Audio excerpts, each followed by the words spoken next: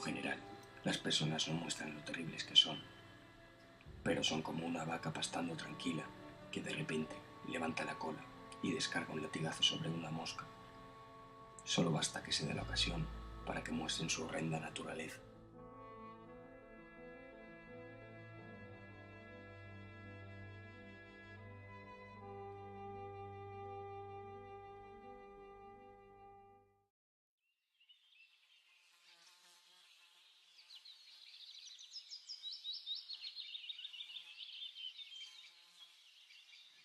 Ha llegado el momento de sincerarme. He de confesar que en la vida, en la que por desgracia nunca conocí el verdadero amor, nunca supe comprender el misterio del funcionamiento de la sociedad, en la que sin elegirlo me ha tocado vivir. En mi infancia nunca me faltó de nada, excepto la felicidad. Me sentía obligado a hacer sentir cómoda a la gente. Me daban miedo. Me daban tanto miedo como mis inseguridades al no saber relacionarme como los otros niños. Siempre mantuve mis agonías solitarias encerradas en lo más profundo de mi ser. Mi melancolía e inquietud hicieron desarrollar una oportunista actitud que me convirtió en un extraño bufón, que me ayudaba en muchas ocasiones.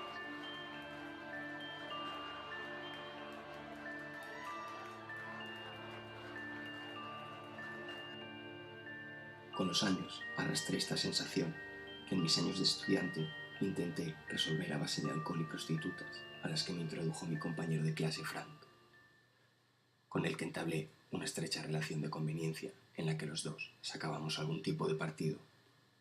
Evidentemente, ni el alcohol ni las prostitutas consiguió arrancar de mí una mínima felicidad, aunque sí calmaba mi ansiedad. Yo ya me había ido de casa y sobrevivía a base del sustento que me daba mi padre cada mes, el cual me duraba más bien poco, con unos gastos tan elevados.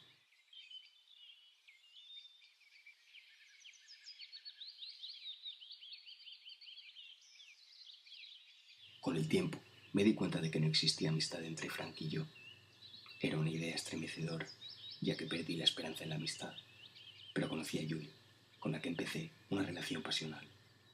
Después del tiempo, descubrimos que éramos dos almas igual de atormentadas y decidimos suicidarnos.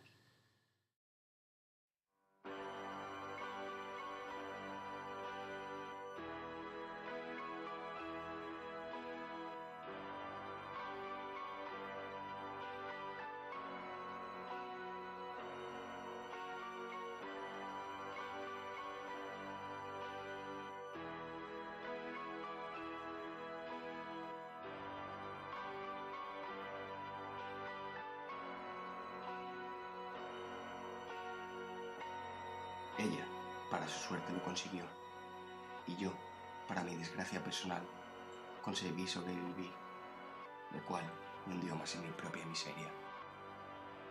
Cuando me desperté en el hospital, me trasladaron a prisión, acusado de incitar a Julie al suicidio.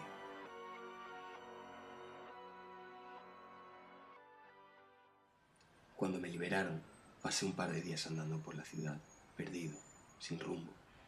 Mi padre se enteró y no quiso saber nada más de mí. Yo, en mi estado de desesperación y sin recursos, tuve muy a mi pesar que pedir ayuda a Frank, el cual accedió con recelo a llevarme a su casa, en la que pasé una temporada agónica. Aunque seguíamos bebiendo hasta perder la conciencia como antaño, su actitud no era fraternal, sino más bien me hacía sentir mal cada ocasión en la que podía, lo cual confirmaban mis sospechas en las que sabía que nunca existió un mínimo de amistad. Por suerte, un día en el que Frank había salido, una amiga suya vino a casa. Le abrí la puerta. Venía a dejarle unos documentos. Cuando me di cuenta, ya estábamos hablando y al poco tiempo estábamos juntos. Porque por muy miserable que fuera mi vida, nunca tuve el problema de la falta de mujeres, que además cuidaban de mí altruistamente. Enseguida me mudé a su casa, en la que ella vivía con su hija pequeña. Me mantenía sin parecer importarle e incluso me consiguió un trabajo para una revista de sátiras en las que hacía algunas viñetas. El dinero que conseguía lo invertía en alcohol y tabaco sin aportar nada en casa, cosa que pasaba desapercibido para la buena de Gina. E incluso Cuando se me acababa mi ridículo salario, cogía cosas de valor de su casa y las llevaba a las casas de empeños. Ella nunca pareció querer enterarse. En cuanto a mi relación con su hija, era buena, en la que incluso me llamaba papá. Pensé que ella era diferente, aunque con el tiempo me di cuenta que estaba equivocado. Un día me dijo que yo no era su verdadero padre y que quería el verdadero. En ese momento me di cuenta de que no pertenecía a ese lugar y en cuanto pude me fui de esa casa sin dar explicación alguna. Pero no sin haber cogido un reloj que Gina guardaba que me sirvió para pagarme una pensión y suministro de tabaco y alcohol. Busqué un hotel donde quedarme unos días hasta encontrar un piso barato. Empecé a frecuentar un bar en el que tenían muy buenos precios y trabajaba una joven camarera muy bonita. Se llamaba Dory. Me servía todos los días. Con el tiempo nos fuimos conociendo y nos íbamos uniendo más y más y acabamos por mantener una relación. A mí me empezaba a ir mejor con las viñetas y empecé a sacar más dinero de la revista y creyendo que era lo mejor y que por fin parecía que al fin podría ser feliz, le pedí que se casara conmigo.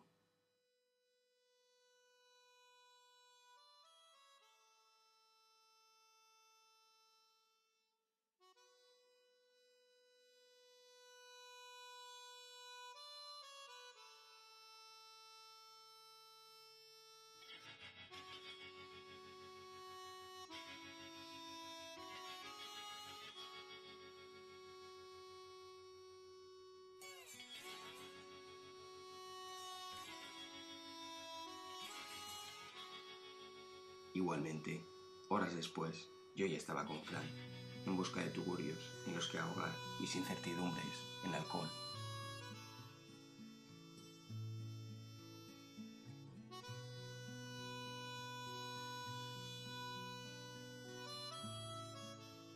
Empecé a dejar el alcohol, pero mi dependencia era tan fuerte que sin él sentía que mi salud se resentía.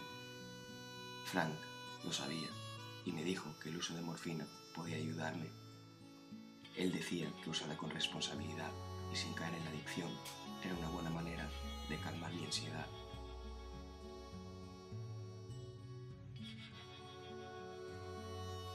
Así que probé y creí entender que era la solución, pero con el tiempo empecé a usarla indiscriminadamente y ya no sabía vivir sin ella.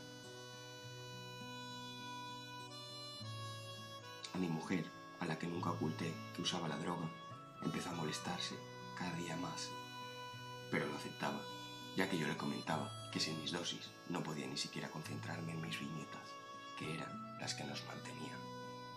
Un día que volví a casa de disfrutar de mi efímero remedio, escuché a Dory gritar. Sabía que algo malo pasaba. Sin embargo, fui incapaz de reaccionar.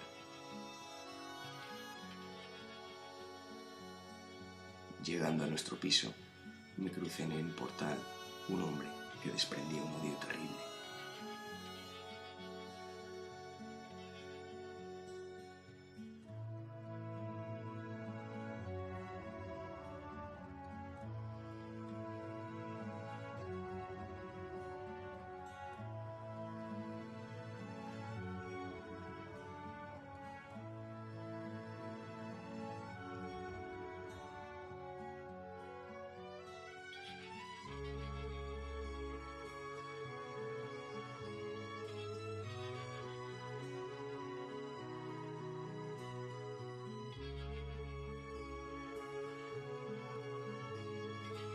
Llegué a casa y Dory se me echó a los brazos, consolándose con el repugnante ser que había asistido con pasividad a su episodio de agonía. Estuve con ella unas horas. Le arropaba, le hablaba, pero no conseguía sentir nada, ni siquiera compasión. Lo hacía porque creía que era mi obligación. Después de calmarse, mientras estaba dormida, aproveché la oportunidad y supe que era el momento de acabar con esta insípida vida.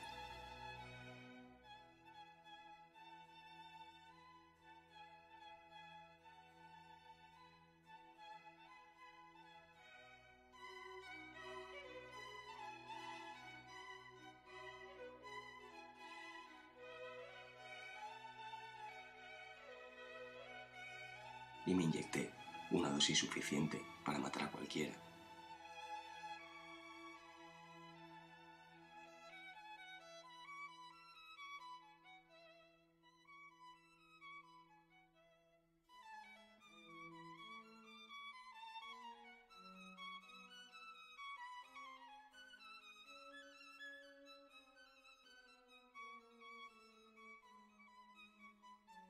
Pero arrastrando mi mala suerte, mi intento de suicidio fue en vano, ya que Dolly se despertó y me encontró a tiempo para llamar a los servicios médicos. Me llevaron al hospital y después de estar ingresado unos días, sin recibir su visita, entendí que me había abandonado. Sin embargo, me visitó un hombre al que habían enviado unos familiares. Parecía haberse enterado del incidente. Era un abogado. Me contó que mi padre había muerto y me dijo que había dejado una herencia de un piso y un sustento que administrarían mis familiares con responsabilidad.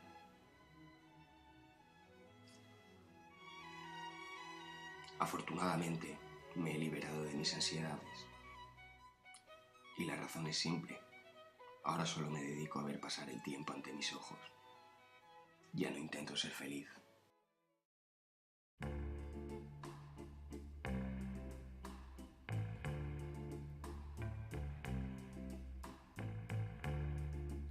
冷たい夜の風が心の中を吹き抜けるよ白いサテンの夜空の果てに虚しく映るあなたの姿 'Cause I love you Yes I love you Oh I love